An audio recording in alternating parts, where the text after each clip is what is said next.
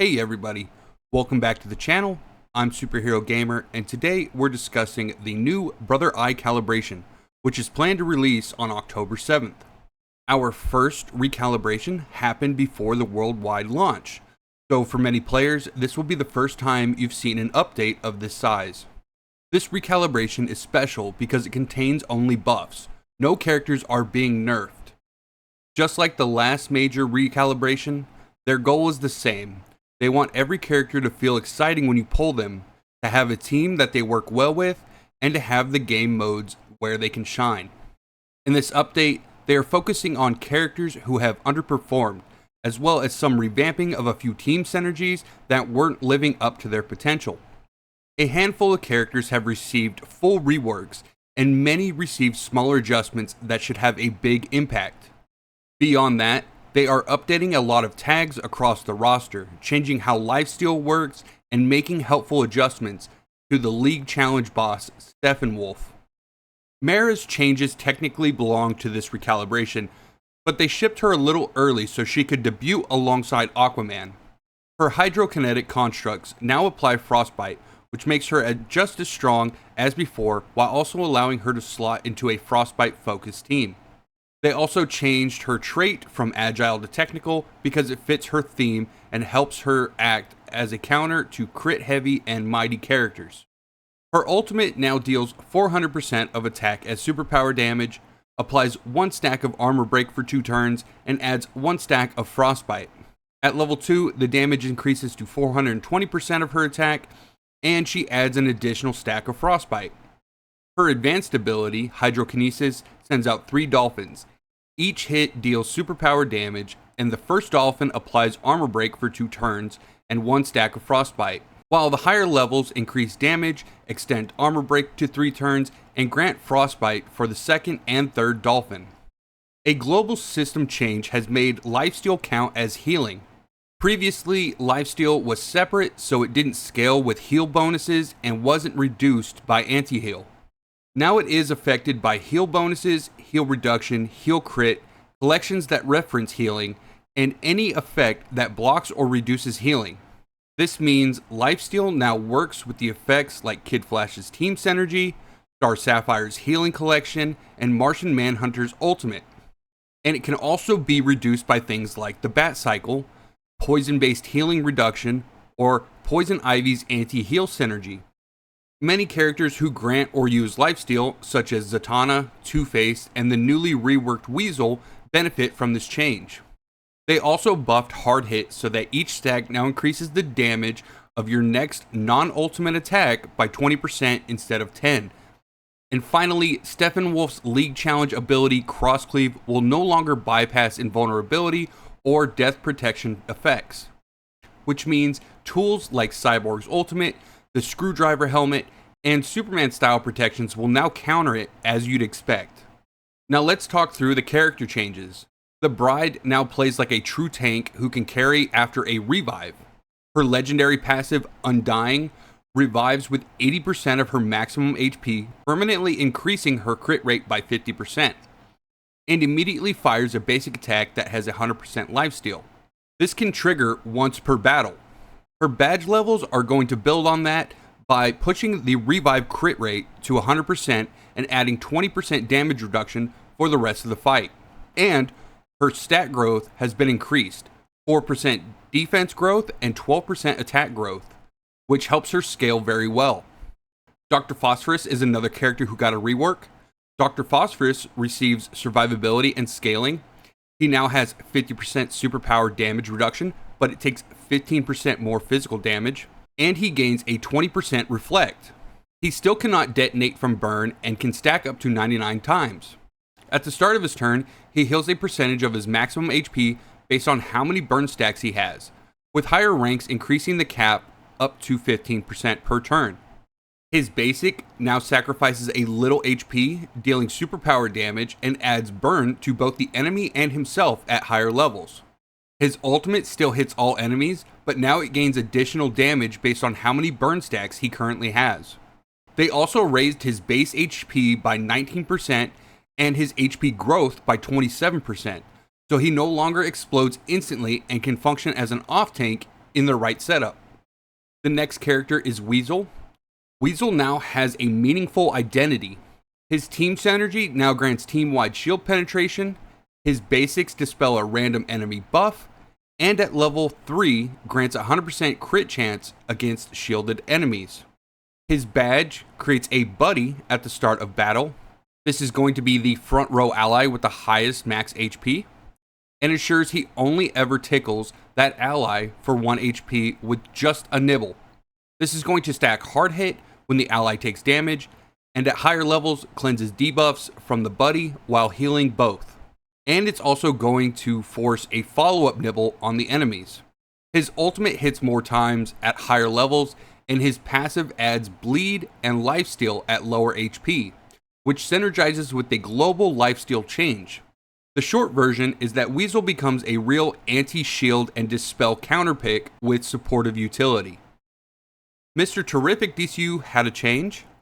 Mr. Terrific has his turnabout cleaned up so that if the opposite slot is empty, copied debuffs are applied to random enemies instead, which keeps the ability relevant in boss fights and odd formations.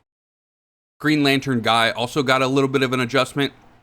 Green Lantern Guy now targets the lowest HP enemy with his ultimate when the target doesn't have interference.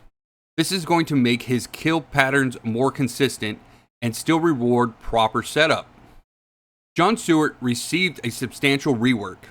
His ultimate sets a large shield, charges for 2 turns while gaining damage reduction and absorbing damage into the rifle, and then it fires a big shot that scales on the absorbed amount. It also applies exhaustion at higher levels and gains larger shields. His passive increases max HP, grants stacks of weaken insight that reduce damage, is eventually going to reset his ultimate, and causes frequent counterattacks that now properly deal superpower damage and gain lifesteal while he is aiming. His badge grants Lantern allies early stacks and can immediately fire a free open ultimate at level 3. He finally feels like a tank/sniper anchor for the Lantern or debuff shells. The next character is Jessica Cruz. Jessica Cruz now gets real payoff for her shield minigame. Her passive increases attack, stacks Power of Faith whenever allies gain shields, reduces ultimate cost by 1 when she reaches 10 stacks, and with a max badge, raises the cap to 20 stacks and lets her retain half of her stacks after she attacks when she's above 8. This is going to allow her to chain ultimates once the engine starts running. Also, her ultimate no longer has a cooldown and grants large shields at level 3, making her a much stronger momentum carry. Starfire also got a buff. Starfire becomes smarter and faster. She gains extra damage and armor break when attacking front row enemies, and extra crit chance and weaken when attacking back row enemies. If the front row is still alive at the start of her turn, she is going to gain haste. If the front row is gone, her ultimate cost is reduced by 1. Her Royal Flame passive now grants energy for every detonation, improving tempo across fights. Bizarro also got a rework. Bizarro gets burn and weaken added to his flame breath at base. He also gains stronger healing from Pretty Flower on the player side, and even a full heal if his flower ally dies. This is going to make him far less fragile in his signature role. Constantine also got a little bit of a buff. Constantine now receives a wording change that matters a lot for his synergy team. Arcane Aid now sacrifices HP instead of simply losing it, which means it fully interacts with sacrifice mechanics like Aquaman and Mera, and also matters for the Deathstorm boss fight. Vixen received a buff and badge fix. Vixen has been intended as a flexible tank who can also provide meaningful damage, but her stats didn't really allow her to excel at either role. This update is going to fix that. Her badge stat distribution has been adjusted. She now has the proper tank major status of plus 45% health and plus 45% defense. For her minor stats, block remains at 9.7%, but reflect has been replaced with attack bonus, giving her up to 32.4% attack. This lets her fulfill the tank role while still having the flexibility to dish out some strong damage. Her ultimate Rhino charge has been updated. At level 1, she charges with Rhino Strength, dealing 450% of attack as physical damage, split across the front row enemies and the middle enemy in the back row. If there are no targets in range, Rhino Charge will now instead inflict stun on the remaining enemies for 1 turn. At level 2, the damage increases to 600%, and at level 3, she gains a 25% chance to stun enemies if they are already bleeding. Her stat growth has been buffed as well. Vixen's HP gained per level is up by 3%, and her defense gained per level is up by 15%. Finally, a bug has been fixed where her Pack Hunter passive could override other block bonuses and actually reduce her block chance if she stacked too much block gear. That's now been corrected. Kid Flash's Team Synergy also got a little bit of a buff.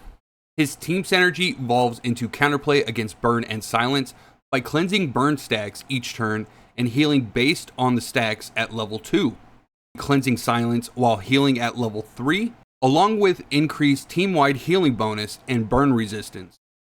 Poison Ivy also got a little bit of a rework. Poison Ivy now turns into a hard anti-heal because enemies with 8 or more poison stacks can no longer heal at her Team Synergy's capstone. Finally, Ocean Master. Ocean Master gets a bug fixed, so Atlantean armor correctly applies block amount, making his protection more noticeable. They are also updating tags across the roster to make the in-game filter more accurate and useful. They added new tags such as superpower damage reduction for Dr. Phosphorus and physical damage reduction for Superman DCU, Supergirl, and Superboy. They added the haste tag to the Flash, slow to Two-Face, cleanse to Mr. Terrific, dispel to Zatanna, counter crit to Peacemaker, anti-tank to Superman DCU, armor break to Grodd and Peacemaker, fear to Raven, single target burst to Guy Gardner, sacrifice to the Bride, invulnerable to Superman DCU, and shield to Pandora. They temporarily removed the superpower damage tag from Superman DCU due to the tag limit, and they intend to expand the tag limit in the future so they can add even more relevant tags. After the update goes live, please tell the team on the community Discord which characters still need tags or corrections. Here's what all of this means for the meta.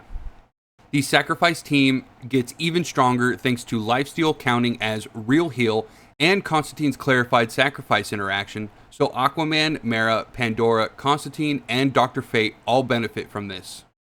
We also gain a new anti-shield/dispel niche through Weasel Synergy, which pressures shield-based comps like Pandora or Jessica.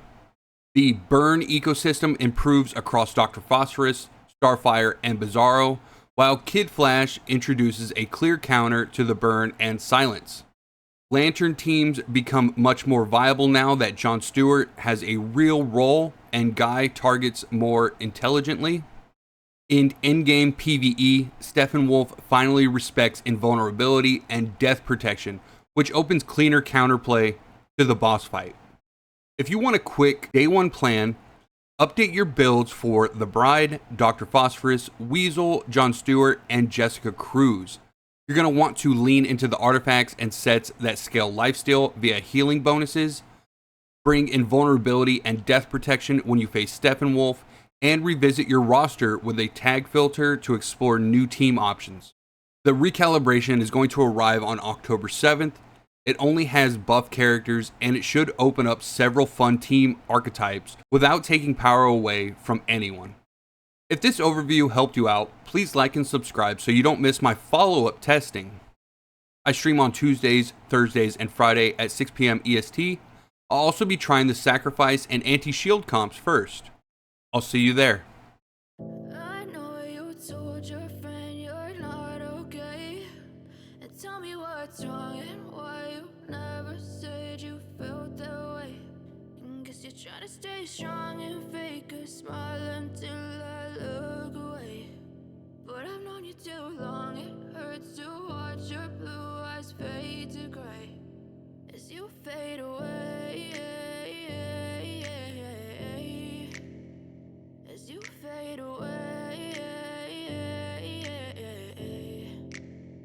Yeah, I'm about to fade away, cause every time I wake up I feel like it's Monday. Something's going wrong with all the chemicals up in my brain. All of a sudden I don't look at anything the same way. Gotta build up of my thoughts sitting in an ashtray. I'm sorry that